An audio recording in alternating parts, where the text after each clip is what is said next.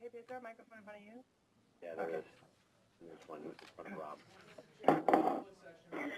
We're in public session, Mr. Chair. Okay, good morning, everybody. Welcome to the January meeting of the Joint Commission on Public Ethics. A bit of housekeeping at the beginning. I want to welcome back Commissioner Horwitz, who took a brief sabbatical from JCOPE and has happily returned to our fold, so welcome back to you. And an even briefer sabbatical for Commissioner Levine. So, Gary, a hearty welcome back to you. You were missed for the brief period of time when you were not here. With that, let's... Oh, and yes, of course, thank you for reminding me, Monica. Commissioner Fisher, welcome to you also for the first go-round here. Appreciate your dedicating your time to this, which will undoubtedly be at least interesting, if nothing else. So, a very brief public agenda. We've got a much lengthier executive session agenda, so let's get to it, please. Behind attachment A, we need approval of the minutes from the December meeting. Any comments? Commissioner Yates, welcome. Any comments? Okay, can I have a motion to approve, please? Thank you. Commissioner Cohen? Commissioner Deering has... Second. Commissioner Deering, second. Commissioner Deering. Okay, all in favor?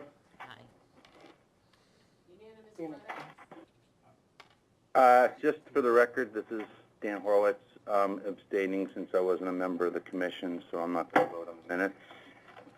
Okay, otherwise New York City in favor? And Commissioner Fisher also, I Okay. believe. Yes, Just I'd like to abstain as well. Abstaining also. Okay, Okay. Thank so you. It looks like all the way back, so it carries. that carries. Thank you. Item 3 on the agenda, report from staff. Seth? Outreach update. I guess a few things to report on. We have developed and are beginning to present the CETC special training for per diem and unpaid officers of commissions. As we're aware here, they have unique issues and very specialized issues. Our education staff has come up with a wonderful curriculum that we'll start presenting. Workshop on financial disclosure statements also in the works, and is that scheduled or? Pardon? February 7th. February 7th is going to be a workshop specifically dealing with financial disclosure statements. And we're continuing our efforts to tailor ethics training to individual groups and departments as we come up. So I think those are all works in progress. And that's part of the guidance we've received from the commissioners. I think we all recognize that each department and each group within the state has some unique interests, so if we can focus in on those interests and those concerns, it makes it that much more effective. Thank you. For the update on lobbying applications, Carol Quinn? Right, so we also, and I just always like to repeat, we also have a lot of instructions and how-to videos and guidance documents on our website to do with registrations and RBRs. We're working on, we will be posting the same type of information for bi-monthly reports. The new lobbying application began receiving the 2019-20 registrations and RBRs. We also received the remaining 2018 filings under the old system, and everything seems to be moving along.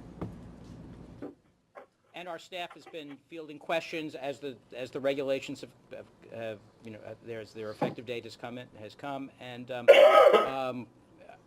we're open almost 24/7 dealing with these issues.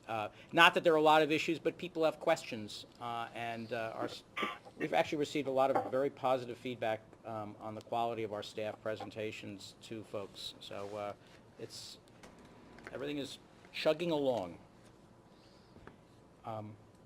That's the update, Mr. Thank you. Chair. Okay, thank you. The proposed executive budget. I'll just open up, Martin's going to do a very quick hop, skip, and a jump through the executive budget submission.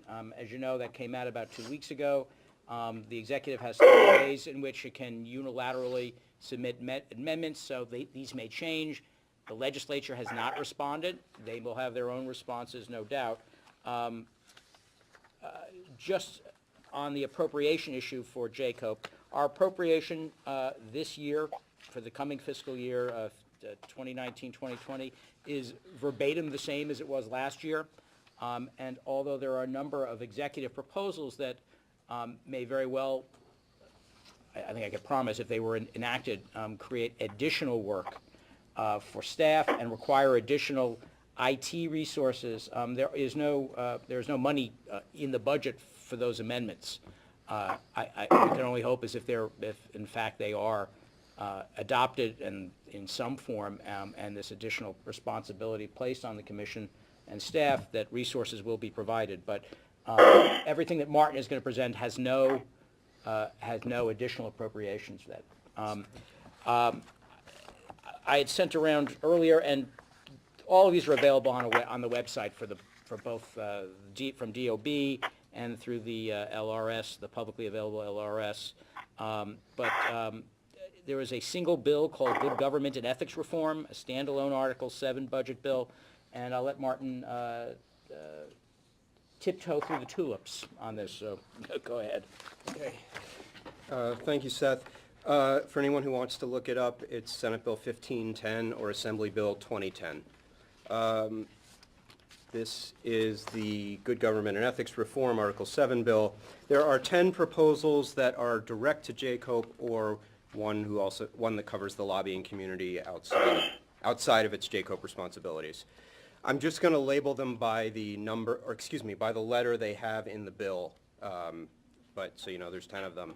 We're going to start with Part M, as in Martin, and this is the one that does not touch on JCOPE's responsibilities, but notably there's an proposed amendment to the election law that would prohibit registered lobbyists from making loans to campaigns of elected officials or candidates for that office. And that's that. Part O would require registered lobbyists to disclose all activities in the fundraising or bundling arena for elected officials or candidates. And those would be filed in the same format as JCOPE, on the same schedule as JCOPE reports. I would note that this was something that the Commission recommended in the past couple of years.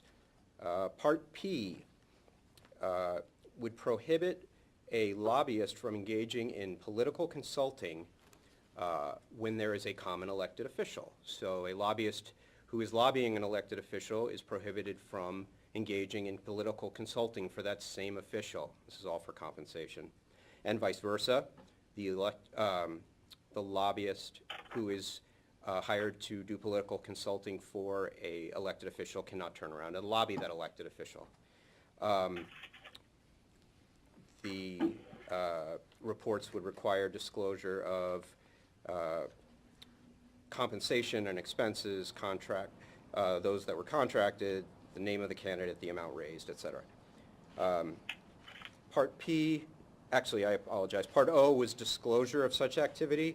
Part P would be a prohibition on activity.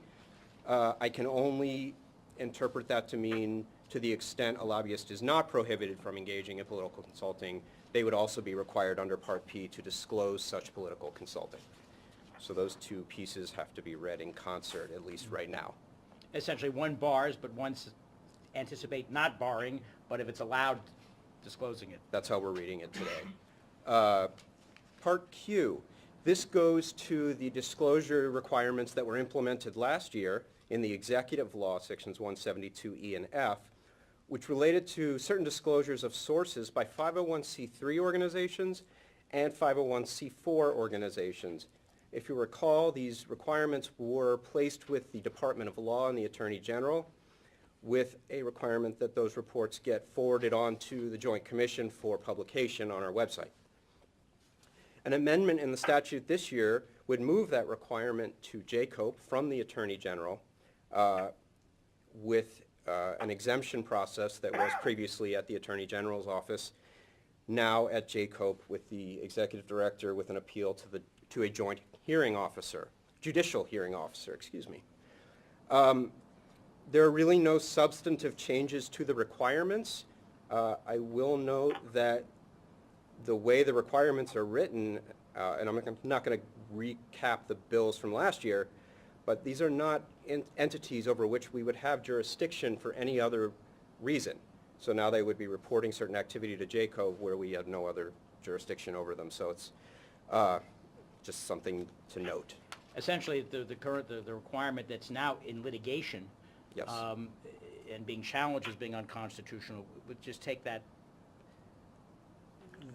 process and stick it, just place it into JCOPE, and we would in essence be charged with dealing with covered communications, which are non-lobbying communications, which we don't have jurisdiction over to begin with. So It's a bit of a conundrum.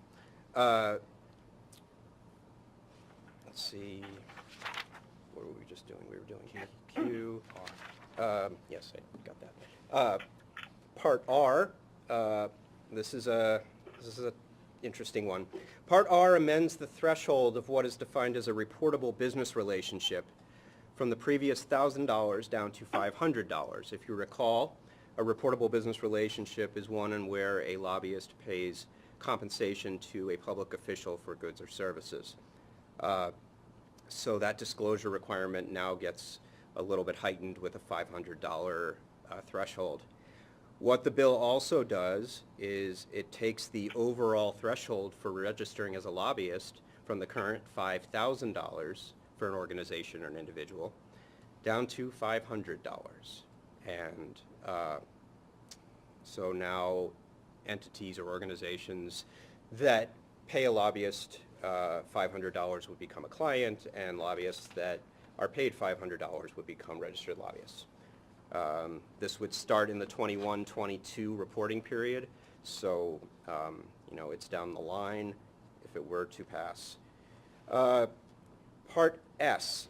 I'll just make it a Yeah, note. please. It would be I think that if something like that were enacted, not so much the reduction from 1,000 to 500 for reportable business relationships, but requiring lobbyists to spend $500 or more would precipitously increase the resources needed or require increased resources here to deal with, and I think it would change the face of some of the lobbying. But as I said, Justin, also it's 21-22. One would hope that if this is enacted, that there'll be resources provided certainly at that time, but we may even need resources in advance to gear up for that. It would be quite an increase. Part S takes a series of bills that the Commission recommended over the past 2 years regarding increased monetary and civil penalties for lobbying violations and combines them into one proposal. Some of the provisions in the proposal do go beyond what the Commission recommended, but generally they come from our recommendations. Increased civil penalties and criminal penalties for failure to file lobbying reports or for false filings. A lower threshold for the Commission imposing a debarment from lobbying, which would be anywhere from 6 months to 5 years, depending on the violation. There's a new proposed penalty for failing to comply with a lobbying audit, which has been a consistent Commission recommendation. There would be a provision allowing the Commission to consider applying a debarment order not just to an individual but to an entire firm. There would be a new penalty which is modeled after the Class E felony first-degree false instrument, which is in the penal law, which would create a penalty for providing false information with intent to defraud the state in a lobbying report. So those are some pretty robust increases in penalty provisions. Part T converts over to ethics, and we have a couple of changes here. As you know, the post-employment restrictions that are imposed on state officers and employees right now are twofold. One is your 2-year bar from appearing and practicing before your former agency or any agency when it comes to backroom services. and then your lifetime bar in any specific case or matter that you worked while in state service. The bill has three sort of sets of proposals. The first, for your state officers and employees, that is your executive, would lengthen the 2-year bar to 5 years. It would also prohibit registration as a lobbyist during that 5 years. And it would apply the lifetime bar only to those who filed financial disclosure statements while in state service. I'll just leave that as it is. For members, the second set of proposals relates to members and staff of the legislature. It would also extend the 2-year bar to 5 years from appearing before the legislature. It would limit that requirement, though, only to those who filed FDS reports. Anyone who did not file an FDS report would now have no post-employment ban, and it also bans lobbying during the 5-year period.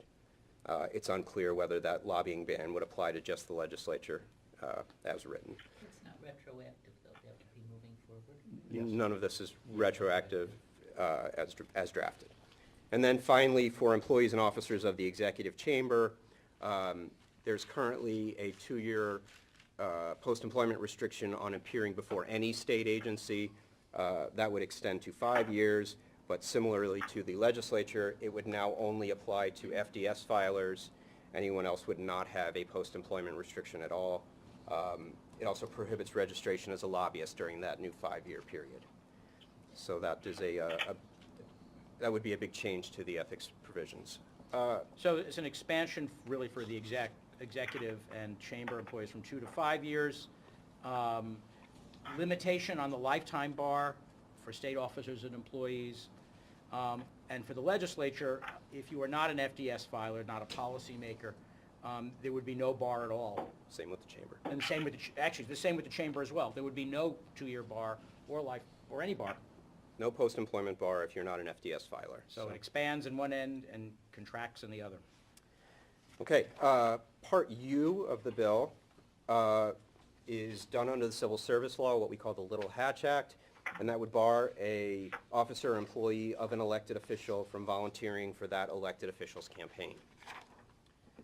Part V, again, maybe a resource issue, but it would require local municipal officers, that is those who are elected and receive more than $50,000 in salary, as well as your chief executive or chief legislative officer, to file a financial disclosure statement with JCOPE now. I'm not sure what that population would look like, but there is a provision that a municipality can apply to JCOPE to have its current form authorized as a substitute. It's unclear whether there would be any enforcement mechanism for JCOPE in the review of those forms, though.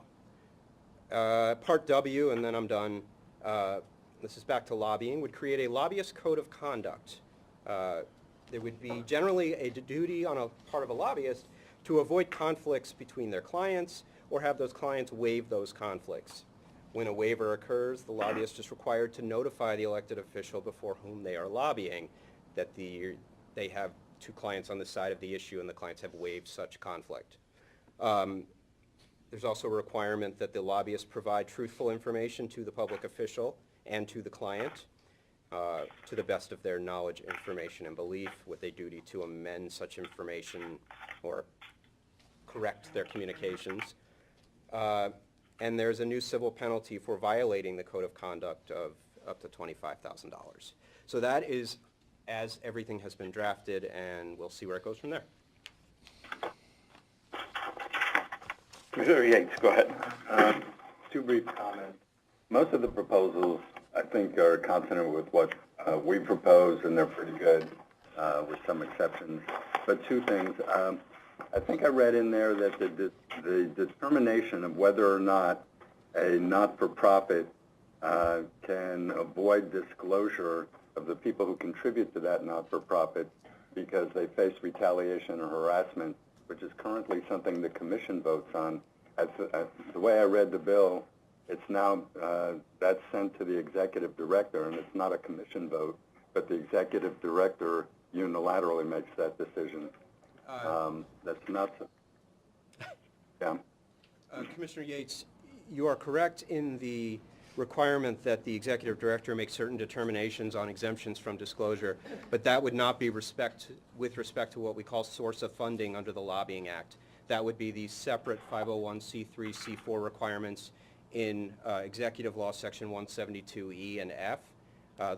Those exemptions were previously done by the Attorney General or their designee. But the source of funding process under the Lobbying Act would stay the same. Right. Well, to the extent that the executive director makes determinations about disclosure, I think that's problematic. We can talk about it as a commission later if you want or not. And then the other thing that's more important for me is we had proposed a while ago that the blanket confidentiality provisions which exist under 94 now be modified.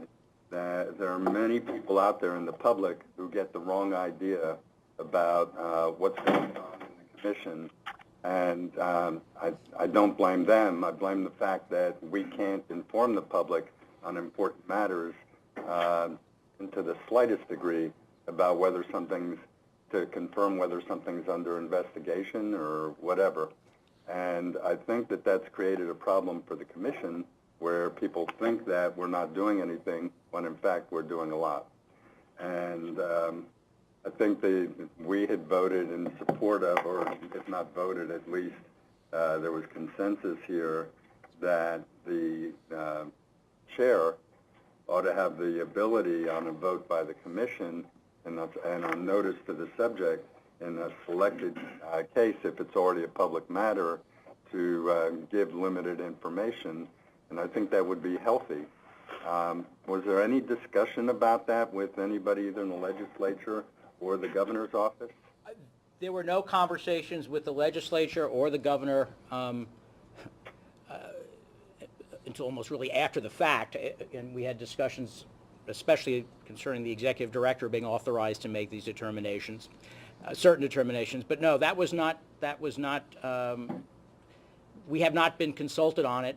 We do still have on our website, though, that proposal. So the proposal is out there, and if there's a desire, we can reach out to both houses and the governor, and I'll do it in the form of a letter bringing that to their attention. Well, the reason I raise it is, you know that there are proposed changes to either the makeup, procedures, or even existence of JCOPE that are being put forward by people who, at this point in time, I'm not sure have sufficient ability to know what actually goes on in JCOPE, and that's problematic. And since it is an adopted proposal from the Commission, at least personally from my point of view, I'd appreciate it if you could initiate some discussion. Seth, I'd like to just follow up on that. So, you know, this is a discussion that's gone on for a long time about the need, on the one hand, to have public disclosure, which is, of course, paramount, and on the other hand, to maintain the confidentiality in a manner that's consistent with the way that all regulatory and enforcement bodies, whether they're prosecutors or regulatory agencies, maintain during the course of investigation. I think, though, that where the public would actually be far more benefited in a manner that's going to help us to do our job, provide transparency, but again, meet the needs of confidentiality during the course of an investigation, is really what happens once an investigation ripens into an actual matter. Because the legislature decided several years ago to change those rules so that if we have an investigation that ripens into an actual enforcement action, previously the public got to know about that, and those hearings were conducted in a public session, fully in view as they properly should be, you know, with public transparency. I was never really sure I understood why the legislature decided to put a cloak over enforcement actions, you know, when there's such a hue and cry about transparency. So to the extent that there are any communications between the commission or the staff and the legislature, you know, I'd ask that that change be considered as well, that we go back to, you know, a system in which, you know, the public gets to see what happens in enforcement action. You know, that's the way things are handled with other regulatory agencies. So, for example, federal regulatory agencies like the Securities and Exchange Commission, once the commission votes on an enforcement action on an administrative basis, those hearings are done in full public view. And that's something I think that both the public and we would benefit from. So I'd ask, to the extent there are going to be those kinds of discussions, that be added as well. I would support that. I'd second that. You know, with the consent, you know, I will reach out. Let's see if we can get something going, and I can reach out and just bring these matters to the legislature and the governor's executive's attention as they mull over whatever proposals are out there. Try to reach out to the legislature before they do their one-house iterations on these issues. So that may be another way of generating discussion. Okay, anybody else? All right, item 4, do we have any other new or other business?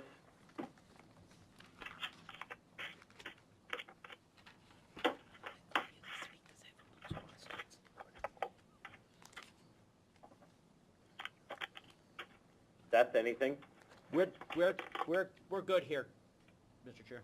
Okay, good. So that then concludes the public session. Can I have a motion, please, to enter into executive session? Motion. Thank you. Second. Is that Commissioner DePiero? Yes. Okay. Commissioner Shapiro, thank you. All in All right, favor? Mr. DePiero. New York City. Albany. All of New York City. Okay. I can't see all of WebEx. You guys in Albany? We see. Unanimous WebEx. Okay, great. George, do we have your hand? It's unanimous, okay. All right, thank you.